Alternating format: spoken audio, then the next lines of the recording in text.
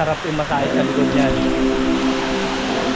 And eto, hindi na tayo tatawid, bumabasa sa sapatos natin. Yan dati na puro batuhan na yan, malalim na pool dati yan.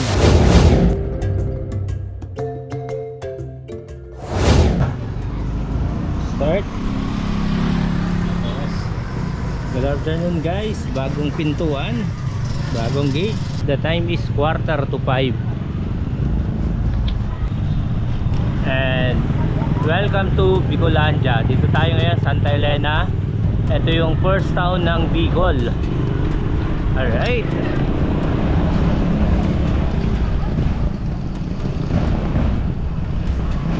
Kikita nyo naman, cloudy, hindi ganun kainit, hindi kagaya sa Manila ngayon.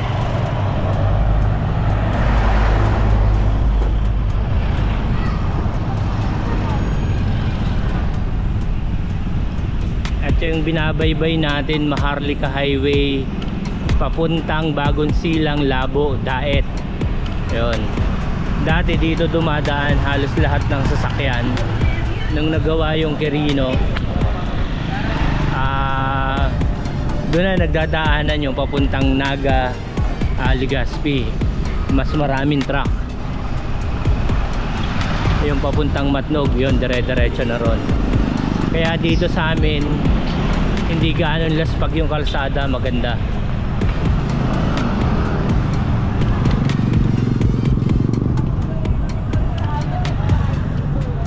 Yung mga almost 25 years na wala natin dito, halos ganun pa rin eh.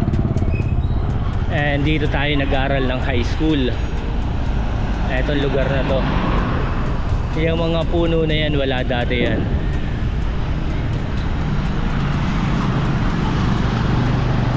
Yun oh, Maria Aurora Academy.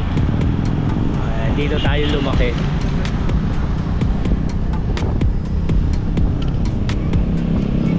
Dito sa lugar na to, eto dati yung mga bus terminal. Dito tumitigil yung mga Piltrangco, yung pumupunta ng Pabicol or Manila. Isa to sa stopover, itong lugar na to dati. Bubulusok tayo.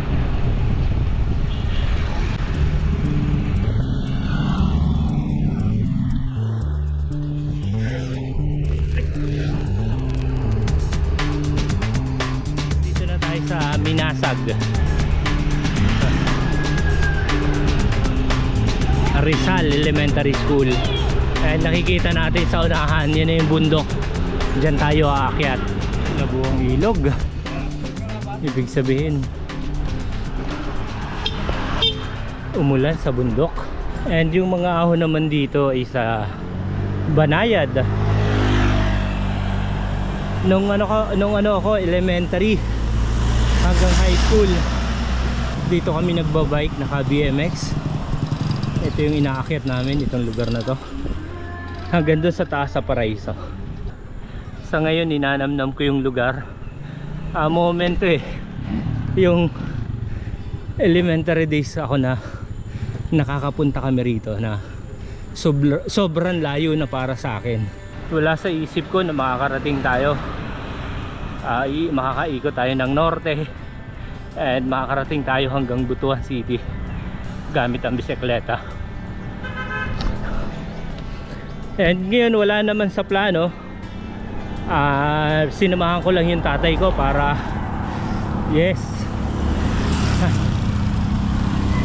makapiling ng ilang araw. At yun nga, walang magawa. Kanina makulimlim. Pagka wala sa schedule mo, nakakapagod lumabas. Yan yung part of transportation. Mga estudyante nasa taas ng tricycle. Diba? Akit lang tayo.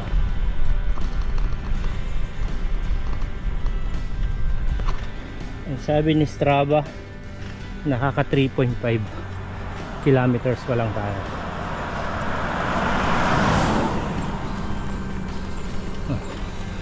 Ayun, Labo, 60 kilometer. Mayoka Babes pa. Ito yung mga eksanahan. kurbada paakyat.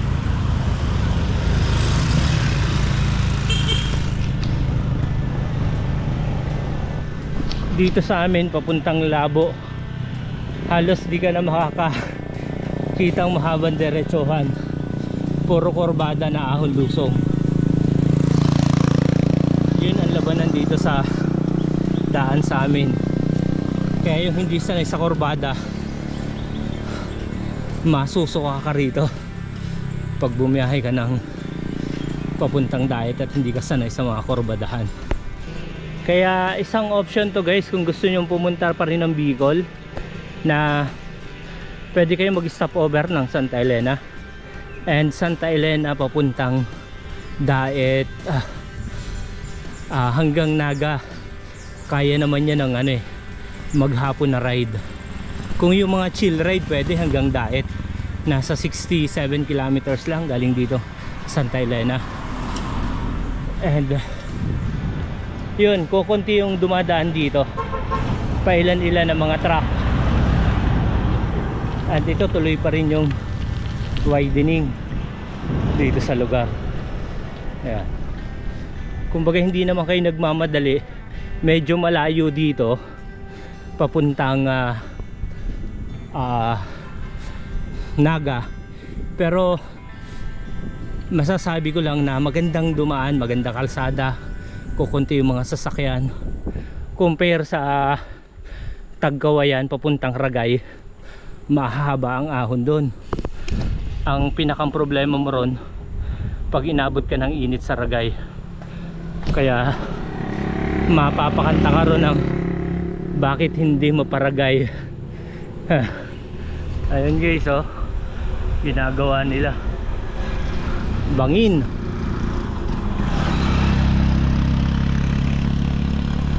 Medyo recovery na rito, pantayan sa taas. Makikita natin dito sa right side, ito na yung bundok, and sa may tabi lang tayo dadaan. Diba? Ayan, ganun ka-smooth ang kalsada, mapuno. Ayan.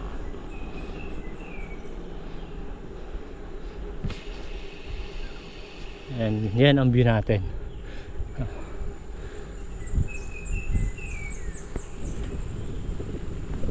Natural na natural yung huni ng mga ibon.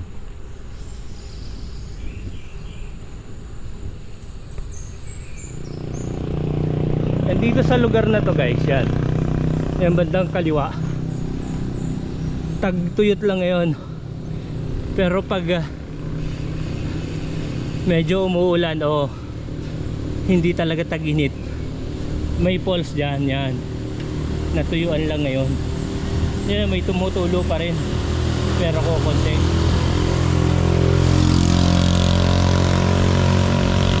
Mga estudyante papuntang yan, mga high school galing sa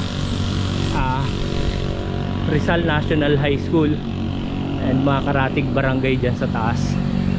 Makakaramdam tayong konting lusong kasi maghapon ako kahapon walang padyak, nasa bahay lang. Kailangan nating galawin yung muscle para maganda pa rin yung pawis natin. Ayan,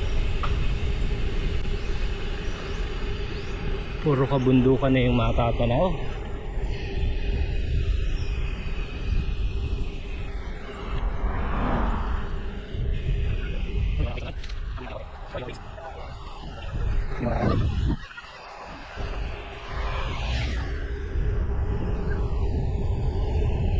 Lulusok tayo.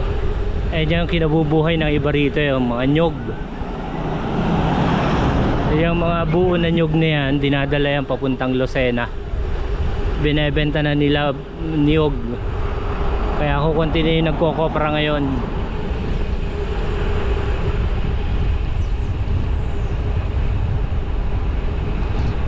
Diba ganda guys? Ito yung highly recommended ko pag pupunta kayo ng Bicol. Daan kayo rito sa amin. Ganda ng kalsada, kukunti yung mga sasakyan.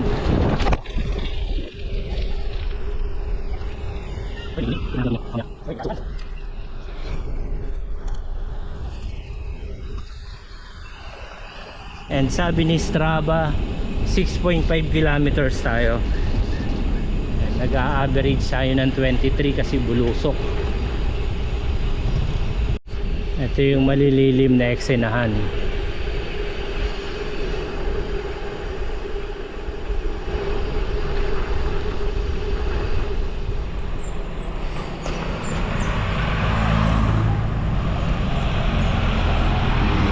Bulala Bridge.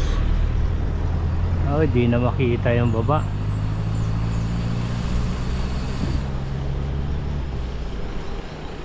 Ayan, sa unahan yan yung Aimee Irene Twin Falls. At yun, katatapos lang ng ulan dito. And the time is 5:18. And magte 10 kilometers sa tayo babalik. Hindi na kinuha. Ayan, katapatan pa rin natin mga bundok. Mahawi man ang ulap. Alright, kinumutan ang bundok. Dito yung papuntang Aimee Irene Twin Falls eh.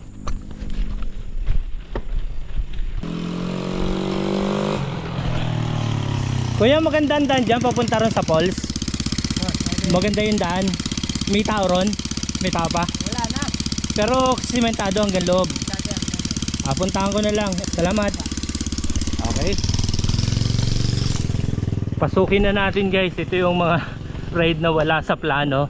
Nasa 10 kilometers pa lang naman yung laki ng aso. Sementado na raw.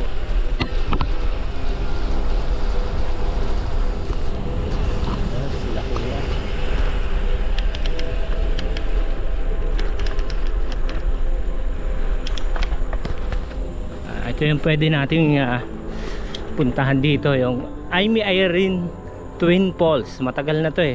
Ito yung dati namin pinupuntahan. And sabi ni kuya, sementado na raw. Dati kasi ito is rough road. Ayan o.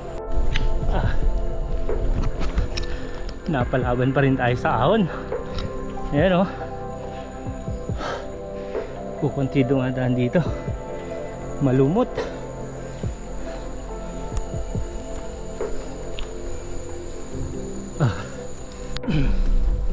May kotse na pula.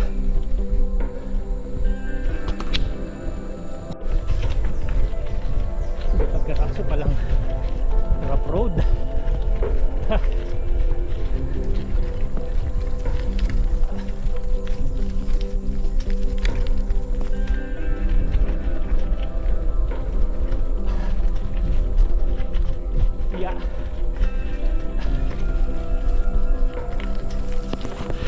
Ayan, rough road guys.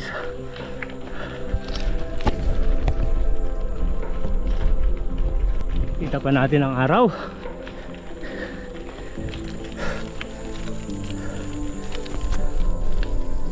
Woo!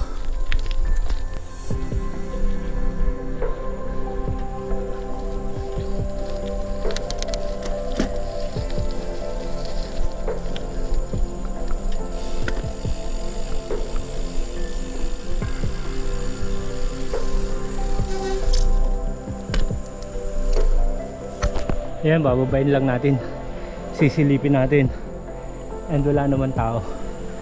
May daan dito sa taas, hindi ko na alam to eh. Iwan na lang natin yung bike guys. And may naririnig akong lagaslas at uusap. Ito yung daanan and naka 11, sabi ni Strava, naka 11.18 kilometers tayo. And medyo matarik yung palusong guys. Ito yung tatapakan natin. Buti na lang may hawakan, may tubo, pero nakakatakot pa rin tumapak sa mga pagitan ng mga bakal. Guys, ito yung totoong falls. Kasi yun sa Mahogany, yun yung pinangalan nila eh. Kaya nung sinerge ko is Mahogany Falls. Ayun na rin yung sinabi natin, Mahogany Falls. Pero ito, nasa Bicol tayo ngayon. from Cavite to Bicol region tayo ngayon na naghanap tayo ng falls. Eto na yon. Ayan guys, di ba? Ito yung masasabi nating purong natural.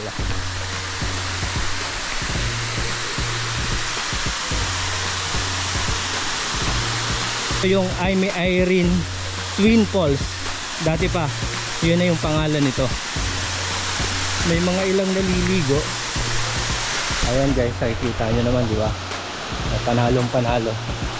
And nandun pa yung isa para ayan.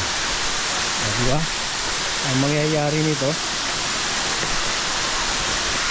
mula nung una pa hanggang ngayon na pinupuntahan natin, ganito pa rin yung daanan niya, yung feature.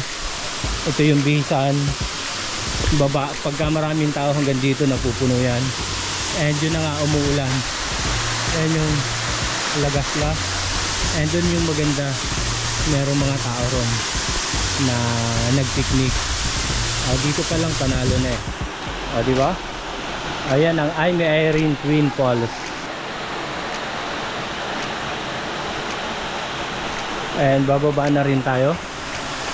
Nangyari kasi umuulan o baka dito lang sa lugar na to. Yan yung tubig. Alright, sana may makausap tayo na lokal. Di ba? Ang taas yan guys, sarap imasay sa likod niyan. And eto, hindi na tayo tatawid, mababasa sapatos natin. Yan dati na puro batuhan na yan, malalim na pool dati yan, mga 12 to 15 feet yung lalim nito, tapos papunta rin sa falls na yun. Ngayon napuno na nung graba, sana maayos uli nila. And magandang to, magandang tourist attraction ng Santa Elena.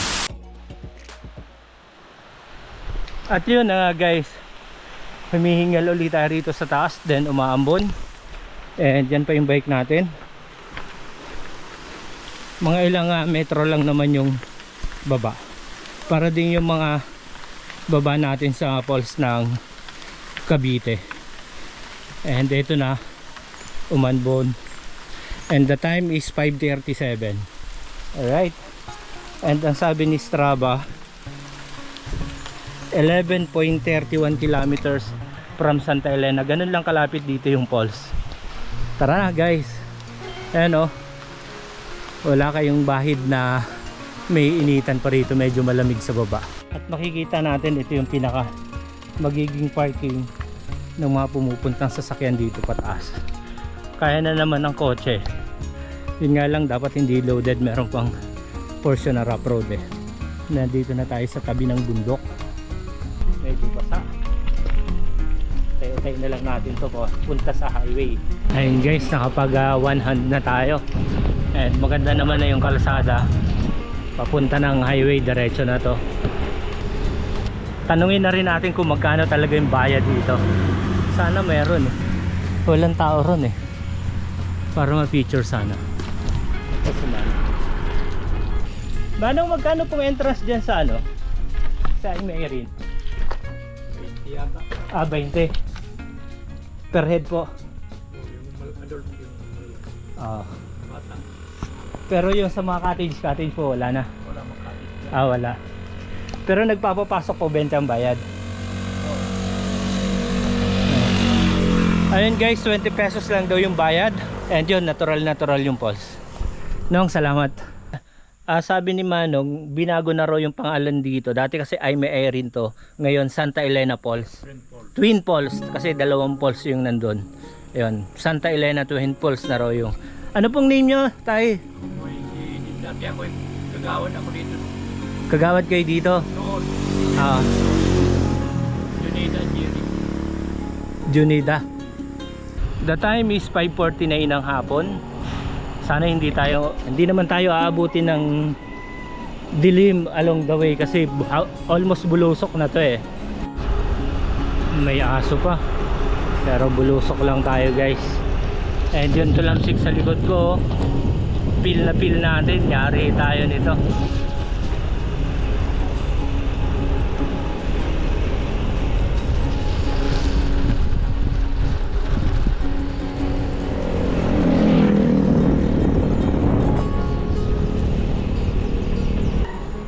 Medyo dumidilim na.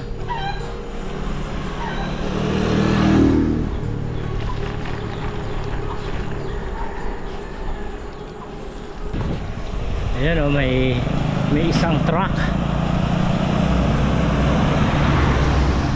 Habang humihinga tayo sa ahon. Ayan o. Ha.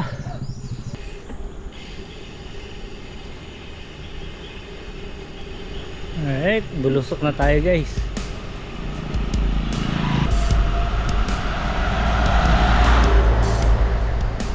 Luntian, yun. Luntiang kabundukan. Oh, di ba? And yun guys, hyperlapse ko na lang to after nitong korbada na to.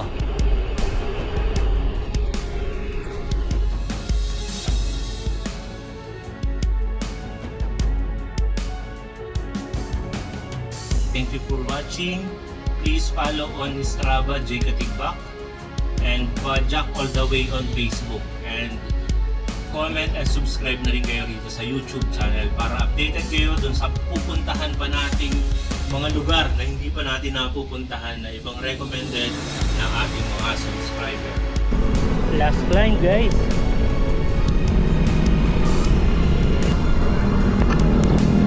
Sakto yan, di na tayo gagamit ilaw. Dito na tayo sa bahay.